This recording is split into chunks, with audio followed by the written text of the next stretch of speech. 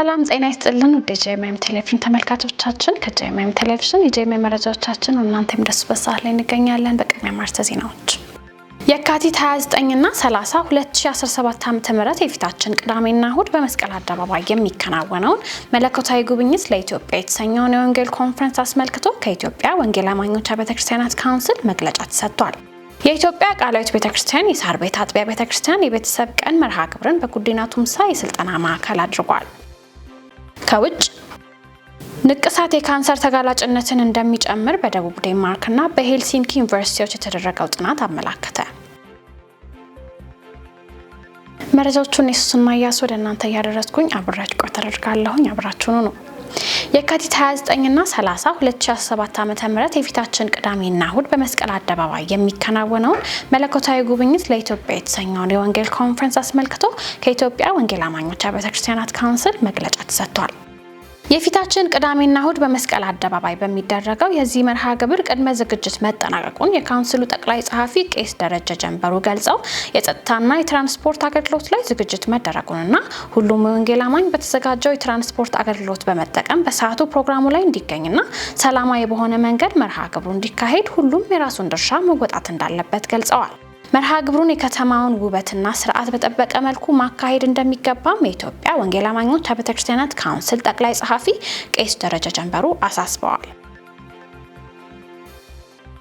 የኢትዮጵያ ቃላዊት ቤተክርስቲያን የሳር ቤት አጥቢያ ቤተክርስቲያን የቤተሰብ ቀን መርሃ ግብር በጉዲና ቱምሳ የስልጠና ማዕከል አድርጓል። የኢትዮጵያ ቃላዊት ቤተክርስቲያን በሳር ቤት አጥቢያ ቤተክርስቲያን የቤተሰብ ቀን መርሃ ግብር በቤተክርስቲያኒቱ የማማከርና ቤተሰብ ግንባታ ክፍል አዘጋጅነት በጉዲና ቱምሳ የስልጠና ማዕከል ተደርጓል። መርሃ ግብሩን ጸሎት በማድረግ ወንጌላዊ ኢሳያስ ተስፋዬ ያስጀመሩ ሲሆን የእንኳን ደህና መጣችሁ ንግግር የቤተክርስቲያኒቱ መሪዎች አድርገዋል። ስኬታማ ግንኙነት ከመገንባትና አጠናክሮ ከማስቀጠል አንጻር ሰፋ ያለ ስልጠና በመጋቢ ሙሴ በላይነህ የቀረበ ሲሆን በዕለቱ ተሳታፊ ለነበሩ ጥንዶች የሰርተፍኬት ስጦታ በቤተክርስቲያኒቱ መሪዎች ተበርክቷል። በኢትዮጵያ ሙሉ ወንጌል አማኞች ቤተክርስቲያን የደቡብ ምስራቅ አዲስ አበባና አካባቢው ክልል ባይብል ቤዝ ትራውማ ሂሊንግ የሰልጣኞች ስልጠና መስጠት ተጀመረ።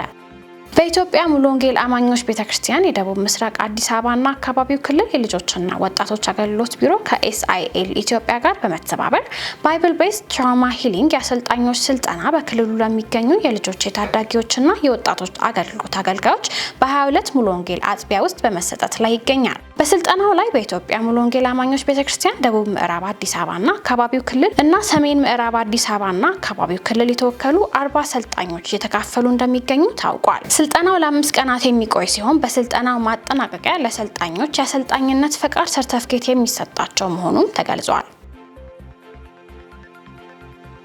የኢትዮጵያ የሃይማኖት ተቋማት ጉባኤ ከዩኒሴፍ ኢትዮጵያ ጋር በመተባበር ለአባል የሃይማኖት ተቋማት መሪዎችና አገልጋዮች ጎጂ ባህላዊ ድርጊቶችን አስመልክቶ የ2 ቀናት የአሰልጣኞች ስልጠና በአዳማ ከተማ መስጠት ጀምሯል።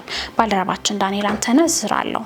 በመድረኩ መክፈቻ ላይ የተገኙት የኢትዮጵያ ሃይማኖት ተቋማት ጉባኤ ምክትል ጠቅላይ ጸሐፊ ሀጂ መስዑድ አደም ባስተላለፉት መልእክት እንደ አውሮፓውያን አቆጣጠር በ2025 የጾታ ጥቃት፣ የህፃናት ጋብቻ እንዲሁም ጎጂ ድርጊቶችን ለማስቆም ዓለም አቀፍ ቃል ኪዳን ቢፈጸምም ሀገራት እስካሁን ድረስ የገቡትን ዓለም አቀፍ ስምምነት በታቀደው ልክ መፈጸም አለመቻላቸውንም ገልጸዋል። አክለውም በዚህ ምክንያት ዓለም አቀፍ ስምምነቱ ለ5 ዓመታት እንዲራዘም መደረጉን በማስታወስም የሃይማኖት መሪዎችና አገልጋዮች ጎጂ ድርጊቶችን ለማስቆም በትኩረት ካልሰሩ ስምምነቱ አሁን ሊሳ እንደማይችልም ጠቁመዋል። በተያያዘም የሃይማኖት መሪዎች ሰዎች በትክክለኛው የህይወት ጎዳና ላይ እንዲሄዱ ማድረግ፣ የሰውን ሁለንተናዊ የመጠበቅ እንዲሁም የሃይማኖት ቤተሰቦች አካላዊ፣ ስነልቦናዊና ማህበራዊና መንፈሳዊ ህይወታቸውን በአግባቡ ተጠብቆ በተሟላ ጤንነት ፈጣሪያቸውን እንዲያመልኩ የማድረግ የላቀ ኃላፊነት ያለባቸው አካላት ከመሆኑም አንጻር በሰው ልጅ አካል፣ አእምሮ፣ ስነልቦና ወዘተ ላይ ጉዳት ሊያደርሱ የሚችሉ ጎጂ ተግባራት እንዳይፈጸሙ የማስተማር፣ የመምከር እንዲሁም የመገሰጽ ኃላፊነታቸውን ከምንጊዜም በላይ አሁን እንዲወስዱም ጠይቀዋል። በተለይም የሃይማኖት መሪዎች እና አገልጋዮች የሃይማኖት ቤተሰቦች መልካም አስተሳሰብና ባህሪ ገነቡ ዘንድ የመስራት ኃላፊነት አለባቸውም ተብሏል። በሌላ በኩል ጉዳት ተፈጽሞ ሲገኝ ጉዳት ፈጻሚው በትክክለኛ አሰራር ይታረም ዘንድ አባታዊ ኃላፊነት ለመወጣት ወደ ኋላ ማለት እንደማያስፈልግም አብራርተዋል። ያለ ዕድሜ ጋብቻና የሴት ልጅ ግርዛት የማስቆም ብሔራዊ ጥምረት ማጠናከሪያ ፕሮጀክቶች አስተባባሪ የሆኑት አቶ አበባው ወጋለ እንደገለጹትም ጎጂ ልማዳዊ ድርጊቶችን መከላከልና ምላሽ መስጠት፣ ሃይማኖታዊና ሳይንሳዊ እይታዎች እንዲሁም ያለ ዕድሜ ጋብቻን ወይም የህፃናት ጋብቻን አስመልክተው ስልጠና ለተሳ ተሳታፊዎችም ሰጥተዋል። በዚህም መሰረት ያለ ዕድሜ ጋብቻና የሴት ልጅ ግርዛት ምክንያት ምን እንደሆነና የሚያስከትለውን ተጽዕኖ እንዴት መከላከል እንደሚቻልና ድርጊቱ ተፈጽሞ ሲገኝ እንዴት ምላሽ መስጠት እንደሚያስፈልግም ጥልቅ ትንታኔና ማብራሪያም ሰጥተዋል። መረጃው የኢትዮጵያ ሃይማኖት ተቋማት ጉባኤ የህዝብ ግንኙነት መምሪያ ነው።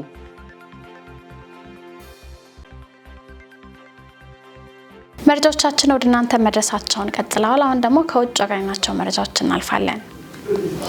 ንቅሳት የካንሰር አጋላጭነትን እንደሚጨምር በደቡብ ዴንማርክና በሄልሲንኪ ዩኒቨርሲቲዎች በተደረገው ጥናት አመላክቷል። በዩኒቨርሲቲዎቹ ተመራማሪዎች ይፋ የተደረገው አዲሱ ጥናት የንቅሳት ቀለም ለቆዳ ካንሰርና ለሊምፎማ ካንሰር ያለን ተጋላጭነት እንደሚጨምር አረጋግጧል። የምርምር ቡድኑ የንቅሳት ቀለሞች ከተወጉበት አካባቢ በተጨማሪ ወደ ሌሎች የሰውነት አካባቢዎች እንደሚሰራጩም አመላክቷል። ቀለሞቹ ሰውነት እንዲጎዱ ከሚችሉ ንጥረ ነገሮች ለመጠበቅ ወደሚረዱትና ሊምፍ ኖድ ወደሚባሉ የሰውነት ክፍል ማለትም በአንገት፣ ብሽሽት፣ ብብት፣ ደረትና ሆድ አካባቢ በእብጠት መልክ እንደሚቀመጡ ተመራማሪዎቹ ጠቁመዋል። ለዚህም ምክንያት የተከማቸው እብጠት ያልተለመደ የህዋስ እድገትን ሊያስከትል እንደሚችል የተገለጸ ሲሆን በጊዜ ሂደት ወደ ካንሰር ሊያመራ እንደሚችል አብራርተዋል። መጠኑ ትልቅ የሆነ ንቅሳት ያላቸው ግለሰቦች ምንም ንቅሳት ከሌላቸው ሰዎች ጋር ሲነጻጸሩ የካንሰር ተጋላጭነቱ ከ3 እጥፍ በላይ ከፍ ያለ እንደሆነም በጥናቱ ተመላክቷል። በደቡብ ዴንማርክ ዩኒቨርሲቲ በባዮስታቲክስ ረዳት ፕሮፌሰር የሆኑት ሲርጌ ቤድስተን ክሌመንሰን ንቅሳቶች መጠናቸው በተለቀና ቆይታቸው በጨመረ ቁጥር በሰውነት ውስጥ ብዙ ቀለም እንዲከማች ያደርጋሉ ማለታቸውን የስካይ ኒውስ ዘገባ አመላክቷል። በመጨረሻም ከ3.8 ቢሊዮን በላይ ሰዎች በ2050 ከልክ ያለፈ ውፍረት እንደሚጋለጡ ጥናት አመላክተ። ከዓለም አዋቂ ህዝብ ውስጥ 60 በመቶ የሚጠጋውና ሲሶ የሆኑት ህጻናት፣ ታዳጊዎችና ወጣቶች በ2050 ከልክ ላለፈ ውፍረት ሊጋለጡ እንደሚችሉ ተነግረዋል። የዓለም የወፍራሞች ቀን ሲከበር ታዋቂው የህክምና ጆርናል ላንሴት አዲስ ጥናት ይፋ አድርጓል። በፈረንጆቹ 1990 ከዓለም ህዝብ ያልተመጣጠነ ክብደት ያለው 929 ሚሊዮን የነበረ ሲሆን ይህ አሃዝ በ2021 ወደ 2.6 ቢሊዮን ከፍ ብሏል ተብሏል። መንግስታት የክፍለ ዘመኑን አሳሳቢ የጤና ችግር መቅረፍ ካልቻሉ አሁን ባለንበት ፍጥነት ከቀጠለ ከ15 ዓመታት በኋላ አሃዙ ወደ 3.8 ቢሊዮን ከፍ እንደሚል የላንሴት ጥናት አመላክቷል። በ204 ሀገራት የተሰበሰበ መረጃን መሰረት ያደረገው ጥናት በህፃናት ላይ ውፍረት በማጋጠም እድሉ በ121 ከመቶ ከፍ ማለቱም ነው የተጠቆመው። ከልክ ያለፈ ውፍረት የሀብታም ሀገራት ችግር ተደርጎ ቢታይም በተገላቢጦሽ ነው የሚለው ጥናቱ አነስተኛ ገቢ ባላቸው ሀገራት በፍጥነት እየጨመረ መሆኑን አብራርቷል። በ2050 3.8 ቢሊዮን ይደርሳል ተብሎ ከተተነበየው ወፍራም ህዝብ ውስጥ ሲሶ በመካከለኛው ምስራቅ፣ ሰሜን አፍሪካ፣ በላቲን አሜሪካና ካሪቢያን ይኖራሉ ተብሎም ተገምቷል። መረጃዎቹን ከማጠቃለላችን በፊት አርዕስተ ዜናዎቹን እናስሳችሁ።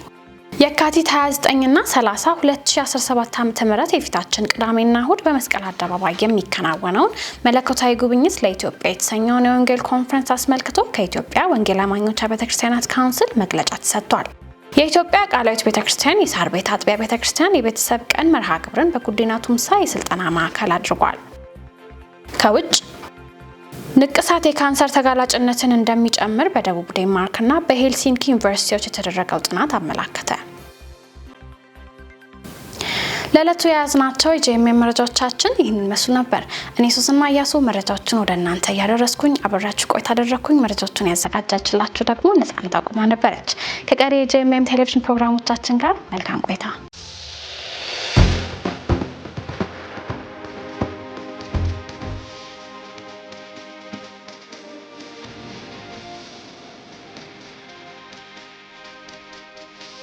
Thank you.